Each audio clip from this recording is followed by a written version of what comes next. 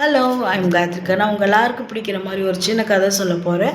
கிருஷ்ணனும் ராதாவும் நடந்து வந்துட்டுருக்காங்க.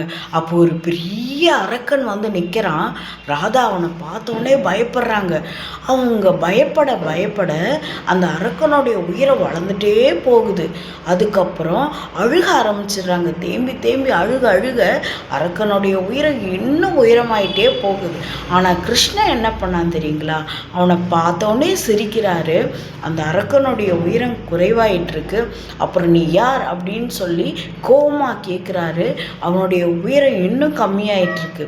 அதுக்கப்புறம் அவன் தன்னுடைய குழலை எடுத்து ஊத ஆரம்பிக்கிறான். அவனுடைய உயரம் குறைந்து கடுகாகி போனான்.